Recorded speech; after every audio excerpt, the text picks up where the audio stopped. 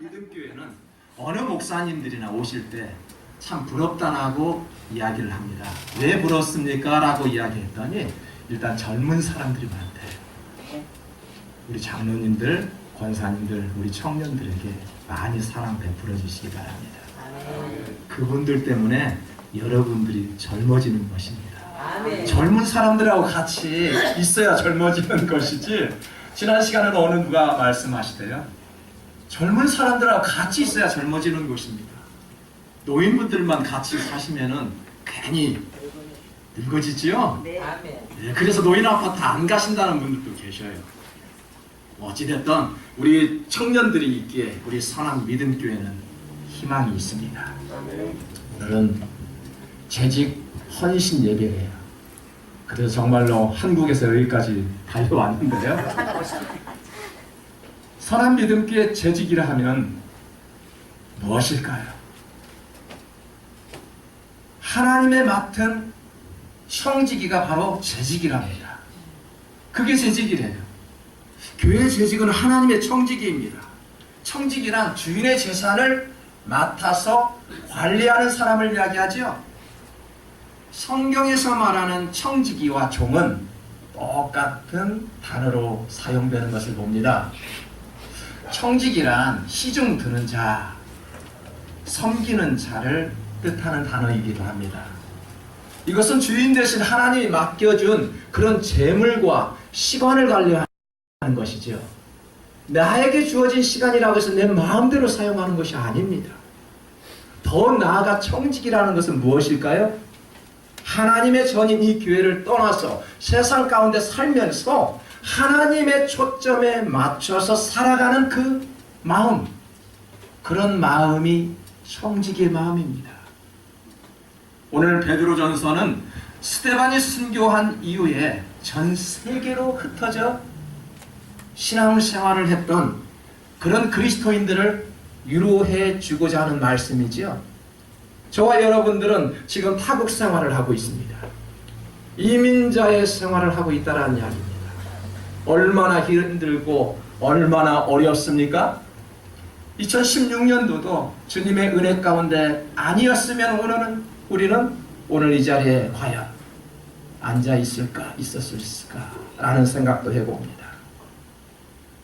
베드로전서는 타국에서 객지 생활을 하면서 환난과 핍박을 받고 있는 그런 신앙인들을 위로하고자 썼던 서신서입니다.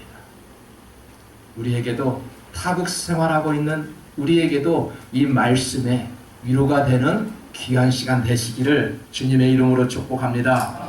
타국에서 얼마나 먹고 살기 힘들까요? 참 힘듭니다. 신앙생활을 하는 것 더더욱 어렵지요. 그런데 이들에게 격려와 위로가 필요했는데 위로의 말씀이 무엇인지 혹시 아십니까? 우리가 너무 타국 생활하는데 너무 힘이 들어요. 그런데 베드로는 위로했던 말씀이 있습니다. 그 위로했던 말씀을 보니까 열심히 기도하래요. 먹고 살기도 힘이 들 텐데 신앙생활을 하는 것은 더욱 어렵기 때문에 이들의 격려와 위로해 주셨던 말씀이 기도하라, 그런 말씀이었습니다. 기도하는 것이 위로의 말씀이래요. 본문 7절을 보니까 너희는 정신을 차리고 기도하라 라고 이야기했습니다. 그냥 기도하라는 것도 아니었습니다. 정신 차리고 기도하래. 위로는 어떻게 하는 것이 위로입니까? 우리 감기 걸린 환자들이 참 많이 계시더군요. 보니까요.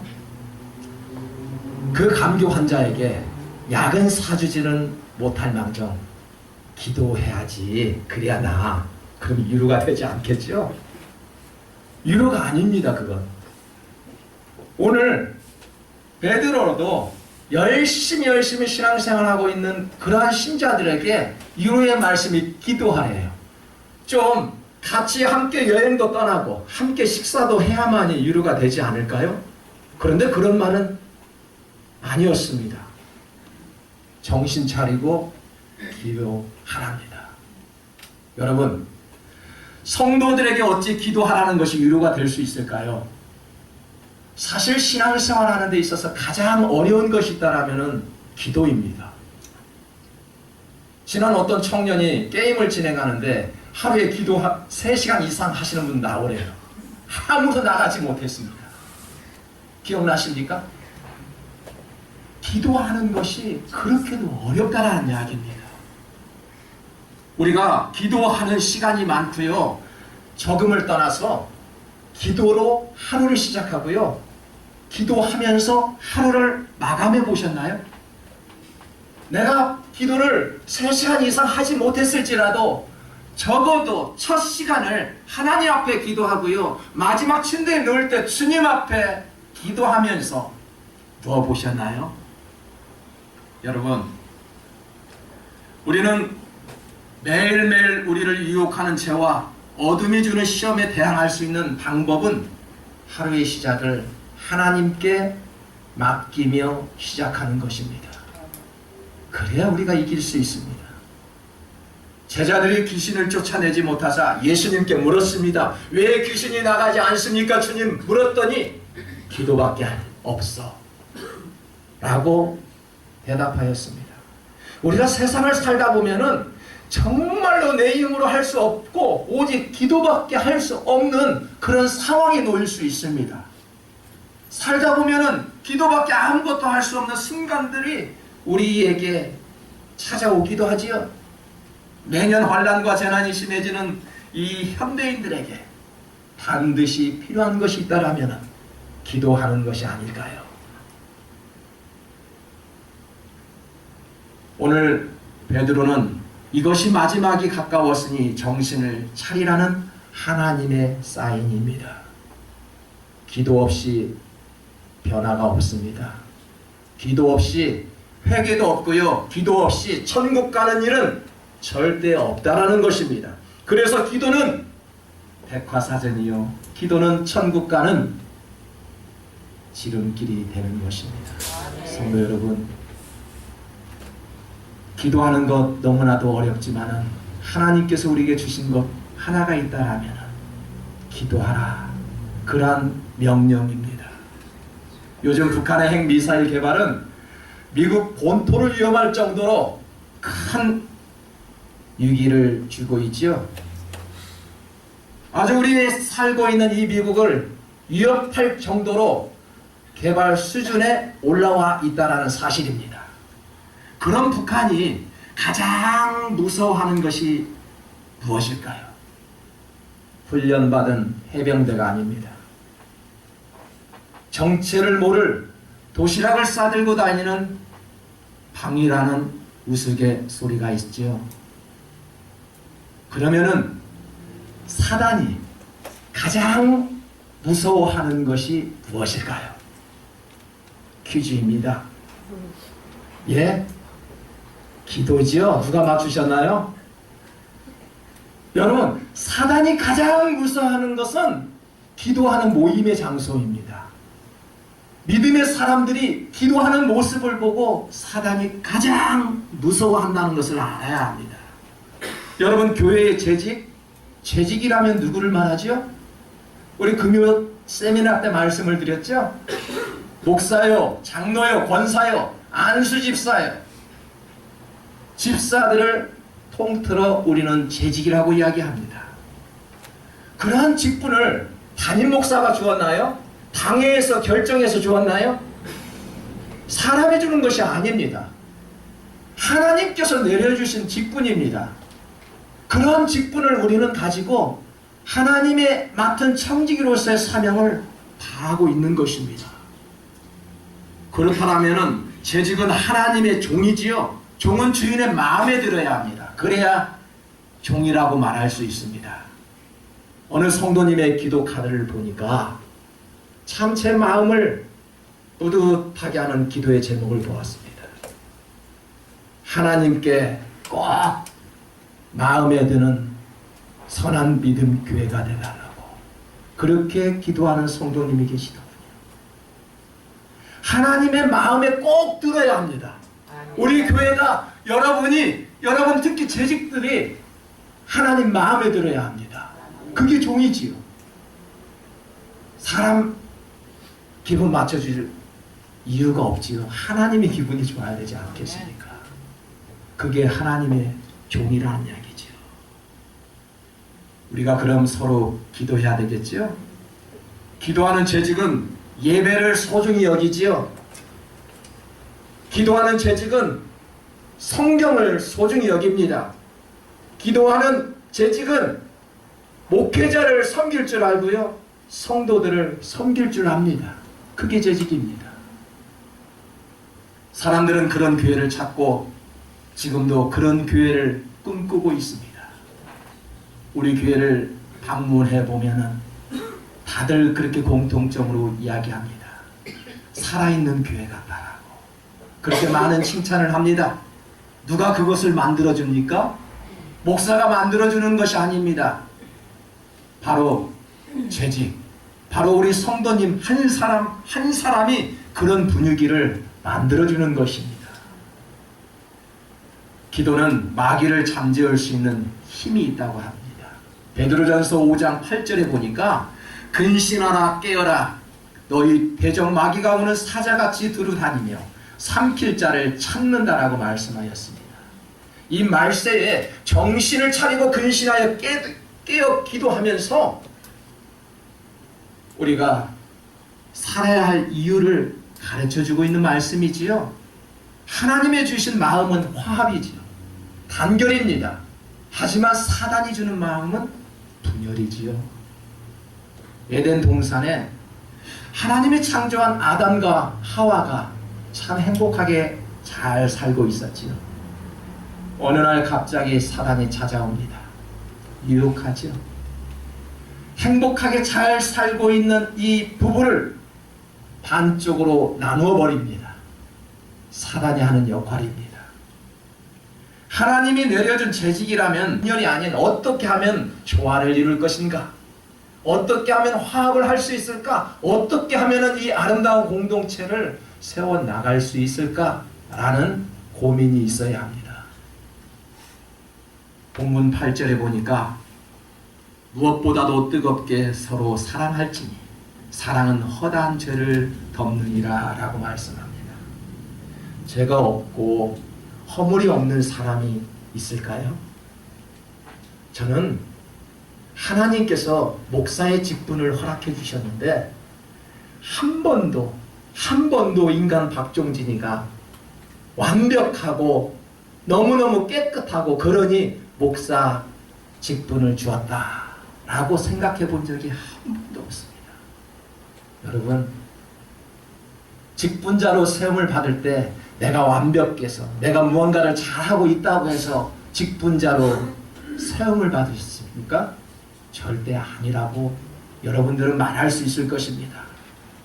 여러분, 목사의 직분을 받아 직분대로 살려고 노력하니까요, 하나님께서 그 직분 잘 감당하라고 또 다른 달란트도 주시고 새로운 그런 기분으로 잘 섬기라는 그 사랑의 은사까지도 허락해 주셨습니다. 여러분도 마찬가지지 않습니까? 그 직분 잘 감당하라고 하나님께서 새로운 마음으로 사랑의 은사도 주시고 성령의 은사도 주시고 무언가 전에 없었던 것을 새롭게 받은 그러한 직분자 계십니까? 우리는 그러한 직분을 잘 감당하기 위해서 하나님께서 또 다른 은사를 주시고 있다는 것입니다. 우리가 직분의 이름이 나를 높이는 것이 아닙니다. 나의 모습이 나를 드러낼 수 있는 것이죠. 내가 목사라고 해서 나가 높아지는 것이 아니라 나의 모습과 행동을 보고 내 자신이 높아지는 거 아닙니까? 우리의 재직, 청지기의 직분으로 살고 있는 그런 재직분들이 그렇게 사셔야 할 것입니다.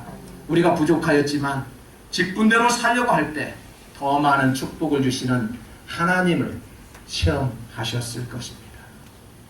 성경에서 가장 큰 계명은 사랑이라고 이야기하였습니다. 성경을 보니까 사랑한다고 하면서 하나님을 사랑한다고 하면서 형제를 미워하는 것은 거짓말장이라 라고 이야기를 합니다. 서로 사랑하지 아니하면 나의 제자가 될 수 없다라고 이야기를 하죠. 너희가 서로 사랑할 때 비로소 참된 제자가 될 수 있다라고 말씀하였습니다. 우리가 죄가 없고 흠없는 사람은 예수님밖에 없을 것입니다. 성경 많이 보고 기도 많이 하는 사람도 외에는 아닙니다. 다 흠과 죄가 있습니다. 성경을 잘 아는 바리새인들과 서기관들이 가늠한 여인을 끌고 예수님 앞에 찾아왔지요. 그것도 예수님을 시험하고자 그 가늠한 여인을 데리고 왔습니다. 율법적으로 따지자면 이 여인은 돌로 쳐 죽여야만 마땅하였습니다. 예수님께 물었습니다. 예수님 어떻게 하실 것입니까? 라고 묻자 주님이 말씀합니다. 너희 중에 죄가 없는 자가 이 여인을 향해 돌을 던지라 라고 말씀할 때 그 많은 군중들은 한 발씩 한 발씩 뒤로 물러서기 시작하였습니다. 그러다가 그 많은 군중들이 한순간에 다 사라지고 말았습니다. 무슨 의미일까요? 죄 없는 사람, 흠 없는 사람은 아무도 없다라는 것입니다. 누구에게나 흠이 있다라는 것입니다. 직분자라면 큰 마음을 가지고 이처럼 많은 사람을 포용할 줄 알아야 하지요. 그런데 우리는 좋을 때만 사랑하였습니다. 내가 기쁠 때만 사랑하였습니다. 성경이 말하기를 가장 큰 계명은 사랑이라고 이야기했는데 내가 좋을 때만 섬겼습니다. 미지근하게 사랑을 나누었습니다. 계시록에서 예배소 교회를 보니까 예수님이 책망한 이유가 있었더군요. 첫사랑을 너는 잃었다. 사랑을 잃었대요. 우리는 처음 예수님을 만날 때 그 뜨거운 사랑이 우리에게 임했습니다. 근데 그 사랑을 점점 잃어가고 있다는 것을 책망하였습니다. 우리에게는 예수님의 십자가만 바라보아도 눈물이 나고 감격스러운 때가 있었습니다. 그 사랑을 다시 한번 회복해야 합니다. 죄인을 회개시키는 것과 예수 그리스도를 믿게 하는 것은 사랑을 실천하는 길밖에 없습니다. 전도를 잘 하시는 어느 성도님께서 이렇게 말을 합니다. 전도는 잘할 수 있는 방법 한 가지입니다. 무조건 헌신하래요. 무조건 퍼주면 된대요. 무슨 의미를 말할까요? 무언가를 다 앞뒤 생각하면 절대 전도되지 않죠. 나의 가지고 있는 모든 역량을 다 던질 때 비로소 상대방이 변화가 일어난다는 사실입니다. 이것이 대가 없는 봉사요. 우리는 이것을 사역이라고 이야기합니다. 봉사가 사역입니다. 우리가 흔히 세상에서 말하는 그 봉사, 서비스, 그것이 아니라 하나님 앞에 나와 봉사하는 것을 바로 우리는 사역이라고 이야기를 합니다. 10절에 보니까 각각 은사를 받은 대로 하나님의 여러 가지 은혜를 맡은 선한 청지기 같이 서로 봉사하라 라고 말씀했습니다. 교회가 하나 되기 위해서는 어떻게 할 수 있을까요? 각각 은사를 받은 대로 섬기라는 것입니다. 은사는 헬라어로 카리스마라고 이야기하죠. 여러분, 어느 누구는 카리스마가 있대요. 아, 저 목사님은 카리스마가 있대요. 심지어는 깡패에게도 카리스마가 있다고 이야기해요. 여러분, 깡패에게는 카리스마가 있다고 하면은 무식하다고 이야기를 해요.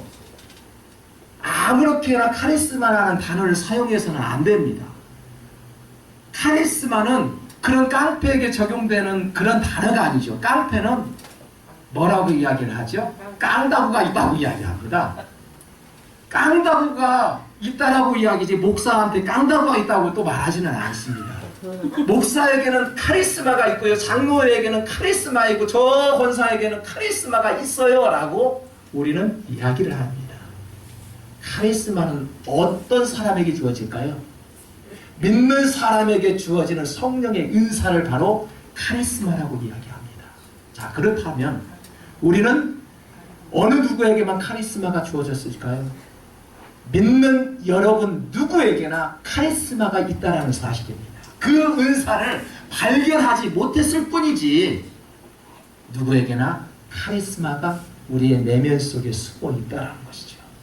그래서 카리스마는 성령의 은사로 사용되는 단어이기 때문에 그 은사를 끄집어낼 수 있도록 현장에서 열심히 봉사를 해야 합니다. 그래서 하나님께서 주신 그 성령의 은사를 발견할 수 있는 것이죠. 운전하는 거 은사예요. 그것은 운전을 잘한다고 해서 그것을 성령의 은사라고 말하지는 않습니다. 그것은 습득한 은사예요. 내가 무언가를 배워서 습득했다는 거예요. 음악을, 피아노를 잘 치는 거 습득한 은사지요. 하지만 주 예수 그리스도 안에서 봉사를 하니까 그것이 더욱더 성령의 은사로 발전되어 가는 것을 발견할 수가 있죠. 우리는 그것을 분별할 줄 알아야 합니다. 여러분이 가지고 있는 은사가 내가 노력해서 습득한 은사인지 아니면 하나님께서 주신 성령의 은사인지, 교회에서 필요한 것은 성령의 은사가 필요하다는 이야기죠.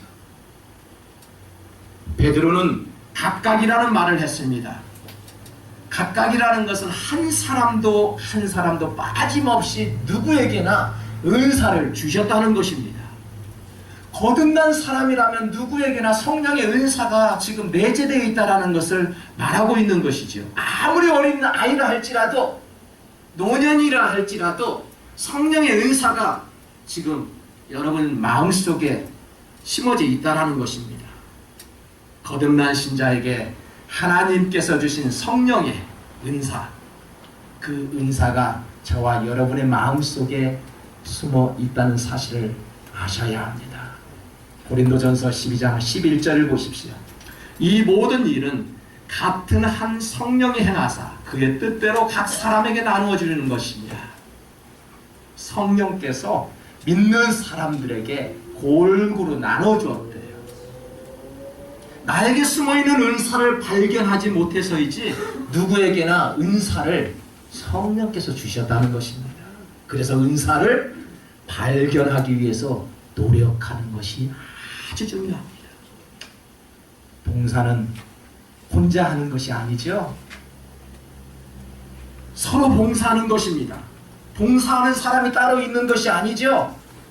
남욱에 누구는 봉사를 잘하니까 그분이 전적으로 봉사를 해야 할 책임이 있어. 큰 착각을 하고 있지요. 봉사는 봉사부만 하는 것이 아니지요. 봉사부만 하는 것이 아니라 서로 봉사하라고 이야기합니다. 그렇다면 봉사할 수 있는 힘은 어느 곳에서 생길 수 있을까요? 본문 11절에 해답이 있습니다. 다 같이 읽겠습니다. 누가 봉사하려면 하나님이 공급하시는 힘으로 하는 것 같이 하라. 아멘. 봉사할 수 있는 비결이 무엇이라고 지금 말씀합니까? 하나님께서 공급하시는 힘으로 하래요. 사람을 보고 봉사하면 피곤합니다. 금방 지쳐버립니다. 낙심합니다. 그렇게 낭망하여 사람 때문에 시험을 받습니다. 그렇지만 하나님 바라보고 봉사해 보십시오. 지치지 않습니다. 왜 이렇게 즐거운지 모릅니다. 교회 나가는 것이 신바람 납니다.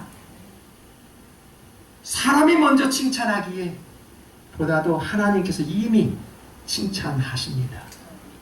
우리가 봉사하면서 그것을 알아야 합니다. 정말 중요한 말씀입니다.